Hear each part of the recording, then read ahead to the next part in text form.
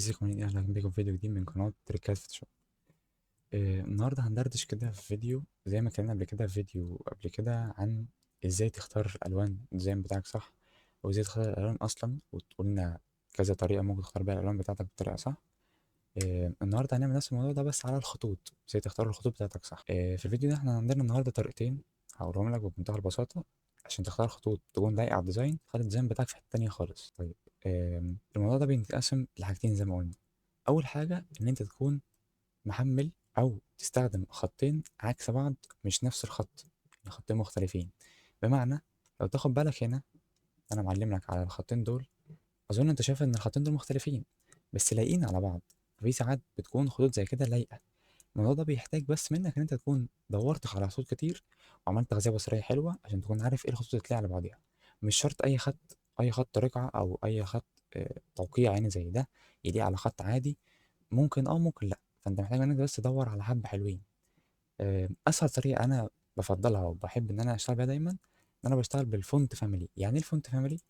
زي كده مثلا الخط ده الخط بتاع القناه بتاعتي اللي انا بشتغل بيه في اغلب الوقت، اللي هو يعتبر ده تقريبا بتشوفه على طول في كل الثمنيلز بتاعتي، هو ده. يعني ايه الفونت فاميلي؟ الفونت فاميلي هو ان انت بتحمل كل الاوزان بتاعت الخط. يعني مثلا لو مسكت الخط ده كده هتلاقي مكتوب على الجنب اسم الخط بكرة، والصيغة بتاعته أو الستايل بتاعه لايت. طب الخط ده هتلاقيه ريجولار، طب ده هتلاقيه بولد، طب ده بولد إلاتيك كده. كل خط من الخطوط عامة، في خطوط بتنفع لده وخطوط لأ. يعني مثلا تجربة تانية، مثلا ناخد الخط ده برضه زي ما هو كده، ونقول مثلا الخط ده مثلا كده بس نكون شايفين الأمور واضحة شوية. أنا هختار الستايل بتاع الفونت أعمله بولد. اديك شفت ان نفس الخط بس فيه ستايلين، ستايل إلاتيك او ستايل لايت او ايا كان بيتقال عليه وبولد. طب بيكون حلو في ايه؟ انا بمنتهى البساطه مثلا لو جيت انا كتبت تريكات مثلا، انا كتبت لاقيين على بعض. يعني فاهم اللي هو بص، مش محتاج ان انا اتعب نفسي وادور على خط يكون رفيع وخط تخين، لا هو نفس الخط بس الفونت فاميلي او الستايل بتاعه مختلف. مثلا برضه نفس الحوار هنا مثلا كده، ولايقين على بعض جدا، يعني هنا على بعض بطريقه رهيبه. انت مثلا لو خفيت ده كده بص المنظر عاملين ازاي. فده يعتبر بمنتهى البساطه الطريقه اللي انا بايدها في الفونت، ان انا يا اما اجيب فونت سيجنتشر او يعني توقيع او الحاجات دي كلها عشان يليق مع حاجه زي كده اللي هو بيكون من دول مع بعضيهم، يا اما بشتغل بالفونت فاميلي اغلب الوقت. طيب انا اكتر موقع بستخدمه ايه؟ هو موقع الفونت، اسمه الفونت. ده اكتر موقع انا بستخدمه.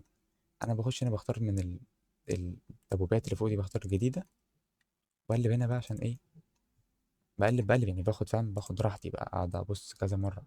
خط فيكسا ده هنا حلاوه الموقع، انت ممكن تجرب من غير ما تحمل الفونت. انا ناس كلمه تجربه الفونت بتاعت مثلا تريكات، ووريهولك الفونت عامل ازاي من قبل ما تحمله. دي برضه حاجه كويسه جدا.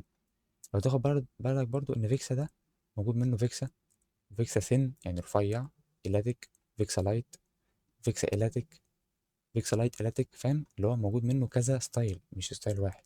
فانت لو حملت الاتنين دول مع بعضيهم الحاجه حلوه برضه. بس فزي ما قلت لك دول يعتبر الطريقتين اللي بستخدمهم في اغلب طرق، يعني ان انا ازاي اجيب خطوط كويسه.